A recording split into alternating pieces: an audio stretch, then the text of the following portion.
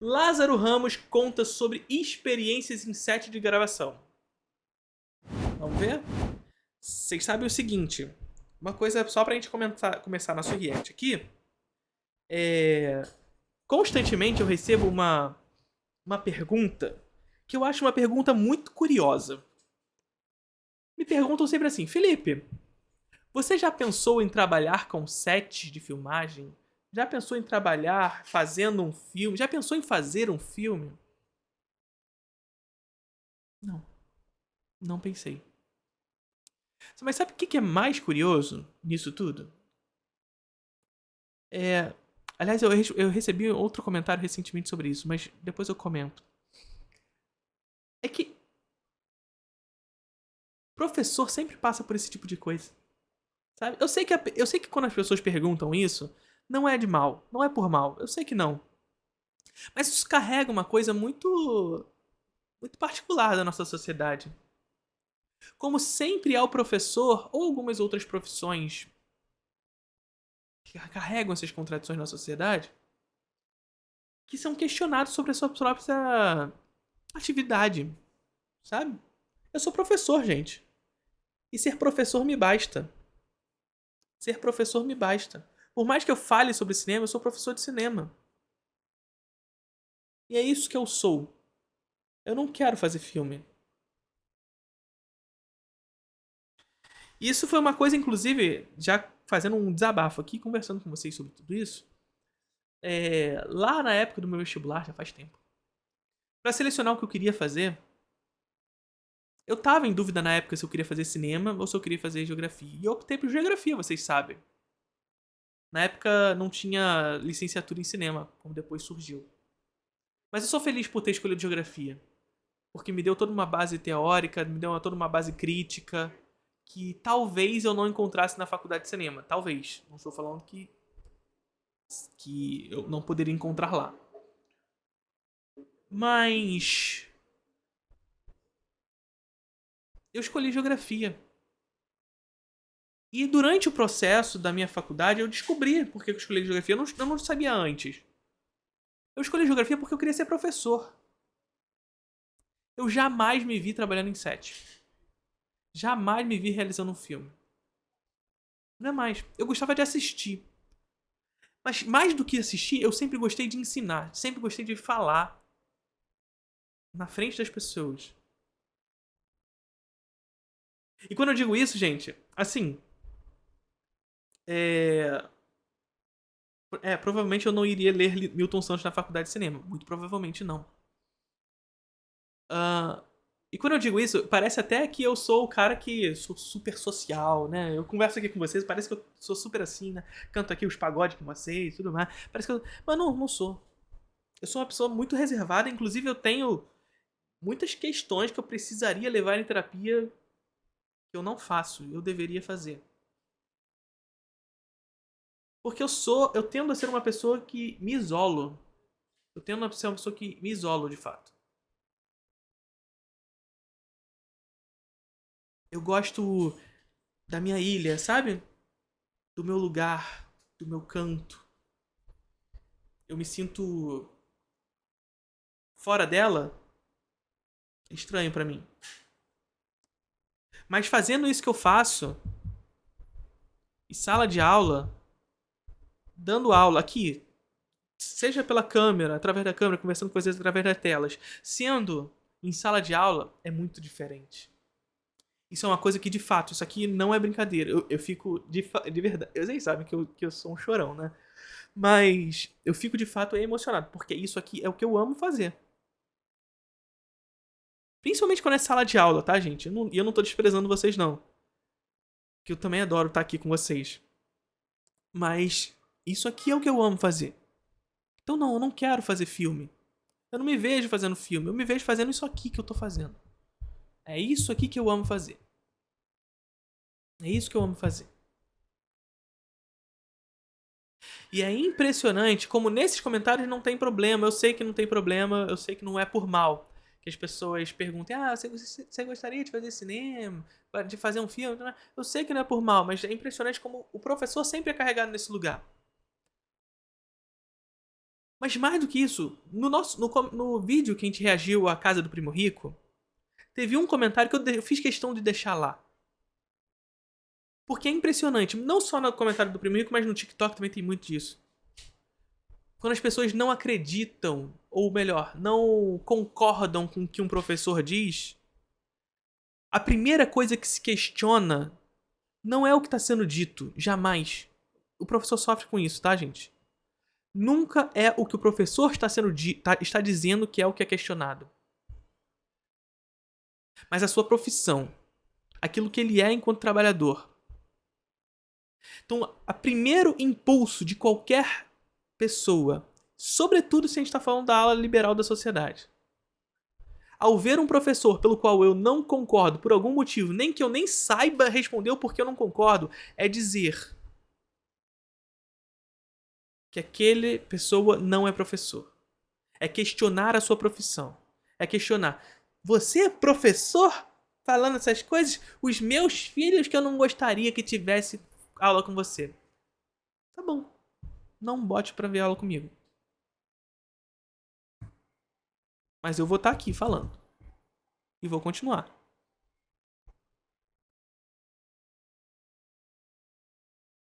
E vou continuar.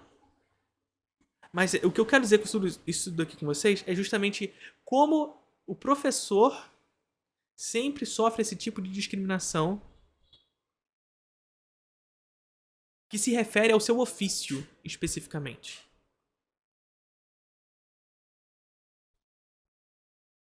Professor, aí bota entre aspas, professor. Sim, eu sou professor, você só não concorda comigo. E na verdade você nem sabe por que você não concorda.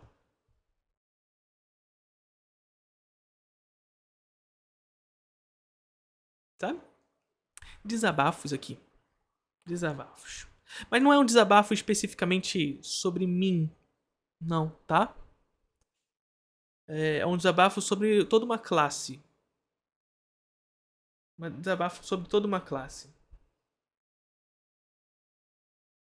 Beleza? Vamos lá. Tudo isso porque eu vi set de gravação aqui no título. Mas vamos lá.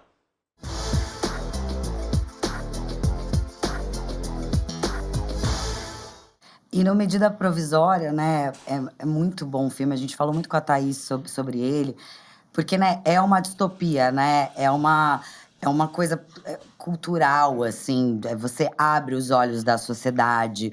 Os gringos fazem muito isso, né, esses filmes mais distópicos, assim. E o Medida é um dos poucos filmes brasileiros que fizeram isso, né, de tipo... É claro que o filme era uma peça, né? Então foi uma escolha sua remontar fazer o filme. Mas é muito mais difícil, né? Você contar uma história assim, conseguir uma grana para bancar uma história assim. O que você passou nesse filme?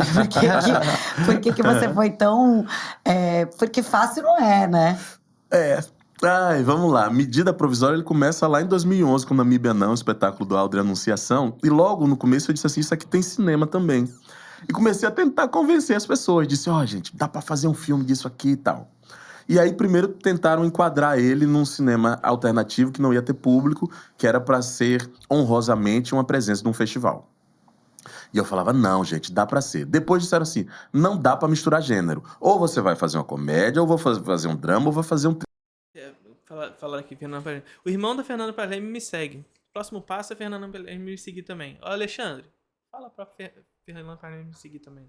Fala pra ela. Aqueles. Eu dizia, não, gente, dá pra misturar as três coisas. Não, mas esse assunto, pra você atingir o seu público, você tem que falar só num formato. Gente, não, o texto tá muito aberto, tem umas horas que tá muito aberto, você traz as perguntas. É o que? É para as pessoas em casa saírem com pergunta na cabeça? Eu falava, é justamente isso. Justamente. Claro. Mas vou te criticar por isso aqui. Eu falei, eu seguro a onda. O importante é levar a conversa e o debate. Essa é a intenção. E, primeiro, não vamos botar investimento nesse filme porque ninguém vai assistir. A previsão desse filme era de que 10 mil pessoas assistem, tá? Eu comecei o projeto dele em 2012 e filmamos em 2019, iniciozinho. A primeira distribuidora... 10 mil, gente. É muito pouca gente. 10 mil é muito pouca gente. A gente pensar que se trata de... É isso, gente. guardado os nossos gostos, digamos assim, é um filme bom, é um filme ruim, enfim, não vou debater essa questão com relação ao filme. Particularmente eu não curto. Mas a gente pensar que se trata de um filme distópico, que teoricamente, por selo, é um filme que teoricamente faz parte de uma indústria, de uma parte da indústria da cultura mais mainstream. O tema distopia é um tema que carrega esse lugar do mainstream. Só que é brasileiro. Só que é brasileiro. 10 mil pessoas, gente. Vocês têm noção do que é isso? 10 mil? Saiu do filme porque falou, a gente Continua baixa em relação ao vídeo? A minha voz? tava esperando uma comédia como o Melhorou? Paió, Como é que tá? depois que viram um filme pronto. Fala aí pra mim. Como é que Aí tá? a gente Como é que conseguiu tá? uma outra distribuidora. E aí, amores, aconteceu o que aconteceu. 500 mil espectadores, o filme de maior público no ano pós-pandemia, quando a gente estava voltando para o Sim. cinema, gerou vários debates, continua indo para festivais né? ainda hoje, porque... E continua sendo debate também, Continua né? sendo debate, porque é isso, assim, é um outro lugar que a gente pode ocupar. E isso, assim, essa teimosia vem do que eu tenho experimentado o tempo todo. O público é mais inteligente para falar desses assuntos do que Muito tratam mais. às vezes. Né? E o Medida é um exemplo disso, tá aí a primeira contribuição. E o Medida, além de Esse tudo... é o primeiro filme, né, como diretor, não é? É, primeiro filme como diretor. E o Medida, além disso tudo, né, de você ter tido que insistir e fizesse com que acreditassem na tua ideia, ainda rolou um boicote, não rolou na essa gente época? uó que desse governo que tava aí, gente uó, gente péssima. Ó, Uó, Eu amo horrorosa. uó. Não assistiram o filme, disseram que eu fiz o filme pra falar mal do Inominável. É, inominável. gente, mas o E a filme minha é baseado resposta- numa peça de... É uma peça de 2012. Aí a minha resposta, na verdade, é: se eu pudesse, eu teria feito um filme pra falar mal dele. Não era esse. Não era esse. Seria Se eu pudesse, seria inclusive outro filme. Né? Mas aí puxaram um boicote dizendo que era pra não assistir, só que o tiro saiu pela culatra, né? Foi o oposto. A primeira semana do filme, o filme ele ia ter 80 salas, porque os donos de sala de cinema também não queriam dar sala. E era um período que tinha, assim, um filme, uma sequência do Harry Potter. esses filmes gringos que bombam Sonic, e tal. não era Sonic, era Sonic, uma coisa assim, Um que tomaram lançamento. 2.000 salas, 3.000 salas, não sei lá quantas. E aí tinham 80 salas. A gente começou a falar, gente, assistam na primeira semana, porque é importante. Aham. Sim. Então, o que é que acontece? Primeira semana, 100 mil espectadores. O Nossa. filme subiu para 120 salas. Segunda semana, mais público. O filme subiu para 340 salas. E permaneceu no cinema por 22 semanas. Caramba. E Sebastião. Muito bom. Muito bom. Que é Muito depoimento tempo, que bom. também, né? É um pouco isso, né? O que você assiste, o que você consome. É a gente perceber que esses sistemas de censura, eles acabam promovendo também esses públicos de massa aí a sala, né? Aconteceu também com Kleber, com Aquarius, né? Quando ele foi pra Cannes e levantou lá a placa contra o governo e tudo mais. E depois, em seguida, quando ele... com Bacurau, né? Você tá dando depoimento, é uma opinião. E você, nesse momento também do filme, você se A minha ficou voz muito tá nas melhor redes agora, sociais, gente? se posicionou muito Falando nas redes por cima. sociais, né? Foi um Aham. momento onde as suas redes, assim... Força-tarefa. Não seria possível, não tinha muita grana pra divulgar. Então tinha, assim, uma equipe de assessoria de comunicação fera, incrível, que nós conhecemos muito bem. Incrível, que fez uma batalha pra saber como acionar a imprensa e rede social, assim, todo dia. E muita presença em pré-estreia em todos os lugares. E é uma loucura, né, a gente pensar também, por exemplo, Mulher Rei, né? Esses filmes com essas temáticas sempre são recebidos de uma maneira meio, não vai ter público, não sei se isso vai funcionar. E eles são um grande sucesso no final das contas. Exatamente. Né? Eles Não, mas não tem isso não. Eu sinto que não tem esse questionamento não. Hoje em dia é aquilo que a gente já conversou. A indústria da cultura compreendeu que esses temas, eles quebram uma barreira de acumulação. Sabe? São temas que... É aquela velha história de sempre. Quem lacra, lucra e lucra muito. Né? E quando a gente está usando aqui o termo lacrar, não é dando um termo... um termo pejorativo para a palavra, tá? Então, a indústria da cultura já compreendeu isso. Já compreendeu esse processo. São recorde. Transformando, mais uma vez, aquilo que a gente já discutiu. Transformando discursos importantes da nossa sociedade, discursos de luta em mercadoria. De bilheteria. Portanto, inofensivos. De onde vem isso, né? Não vai funcionar. Já não tá provado que funciona? Racismo, o nome é esse, gente. Exato. Não vou falar o nome. É isso, é porque é um pouco assim. Mas, assim. Sim, racismo, mas. Assim, a gente precisa questionar o que significa sucesso, né? Nesse sentido. O que significa o sucesso desses filmes? É o tanto de público que se leva? É o tanto de dinheiro que se ganha? Tudo bem, é importante que esses filmes tenham sucesso pelo tanto de pessoas que levam, para que as pessoas assistam a esses filmes, ótimo.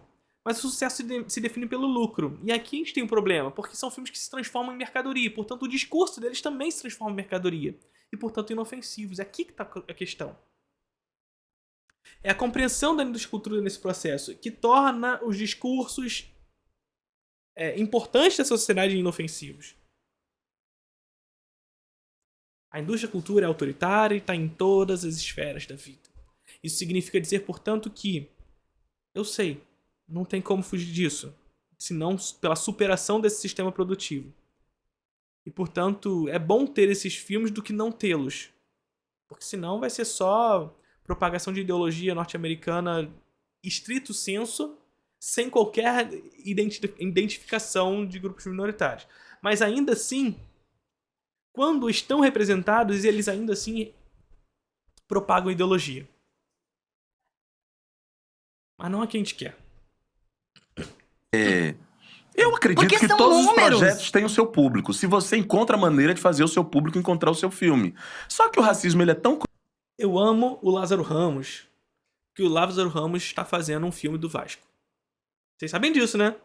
O Lázaro Ramos está produzindo um documentário, se eu não me engano. Eu acho que é documentário, acho que não é ficcional, não. Mas ele está produzindo um documentário sobre os camisas negras. cruel que ele joga fora talento. Por exemplo, eu sempre falo isso, vou dar o mesmo exemplo, porque já virou um exemplo que é uma homenagem. Qual personagem melhor do que Elza Soares nós temos nesse país? Música boa, história de vida com virada, etc, etc. Nunca fizemos, além do teatro, no audiovisual, algo sobre Elza.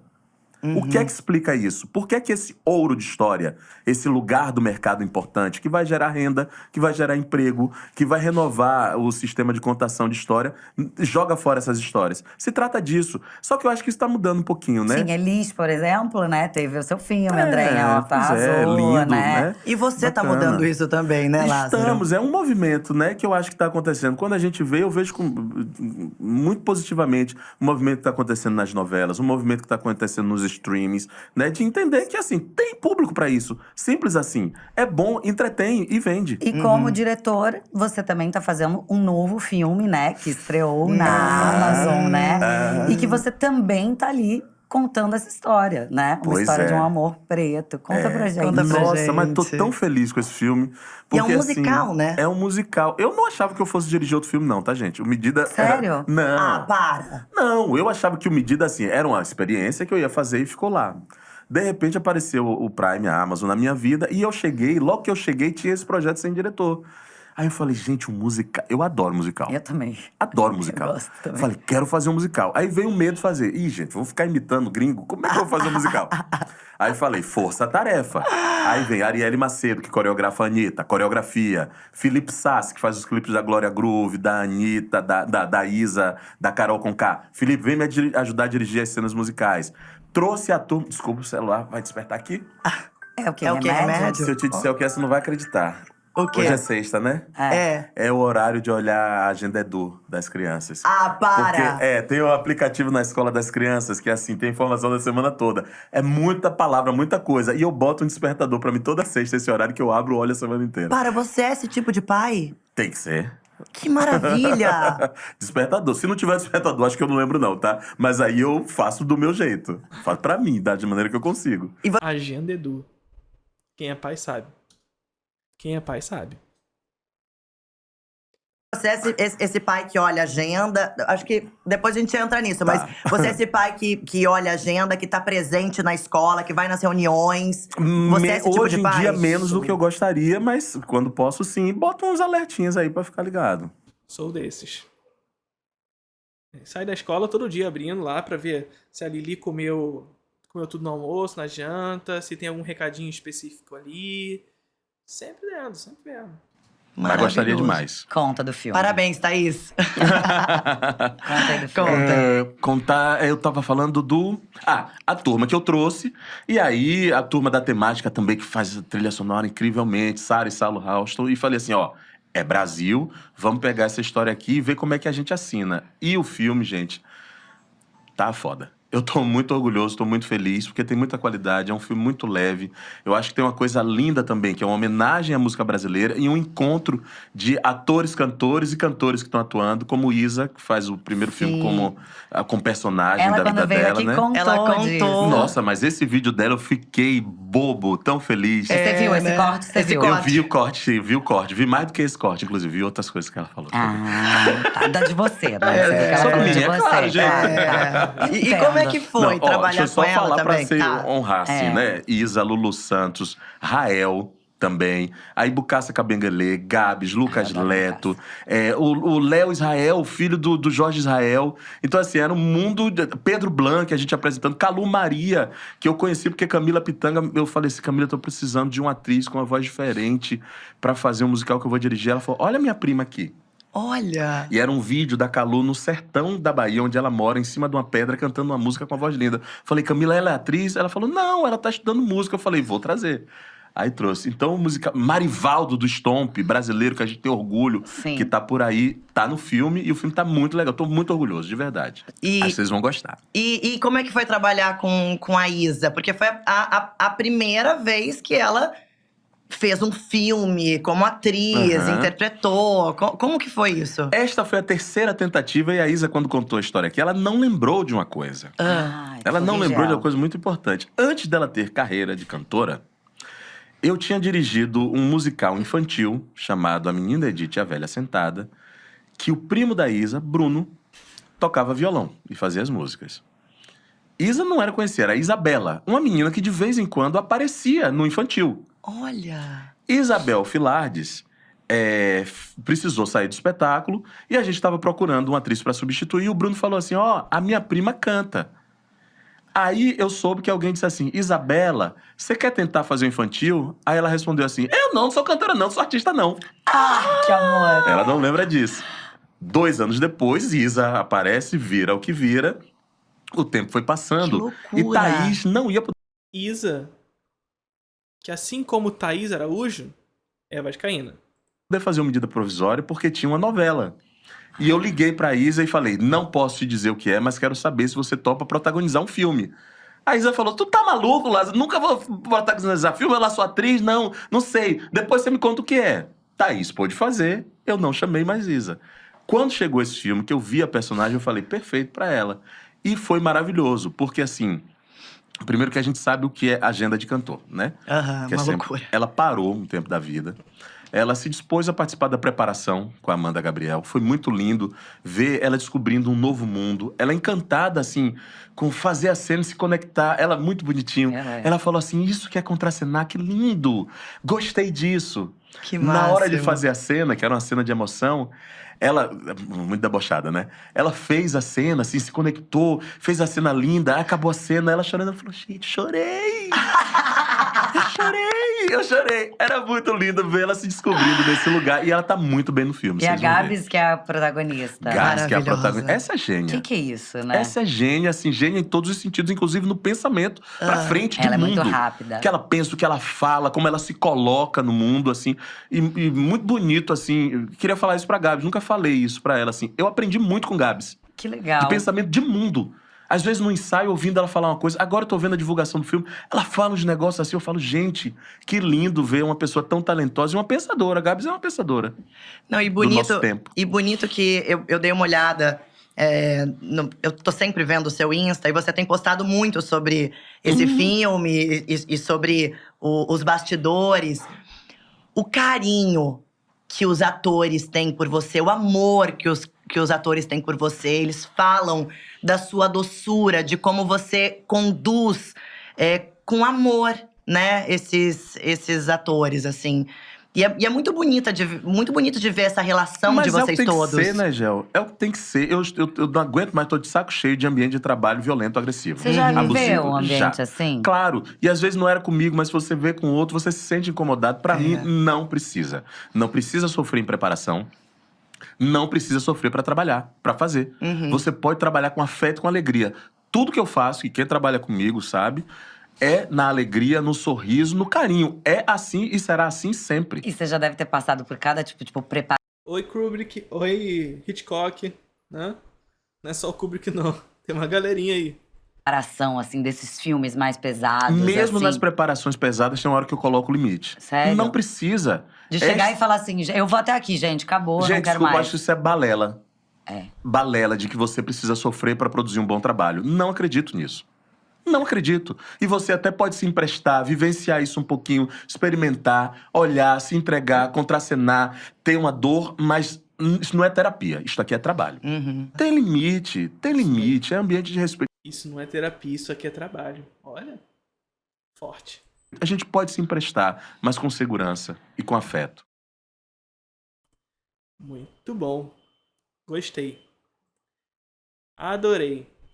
E vocês? Curtiram? Fiz mais um desabafo lá no início do nosso vídeo, né? Comentei aqui e ali, mas no geral, só escutar e aprender também, né? É isso. Curtiram?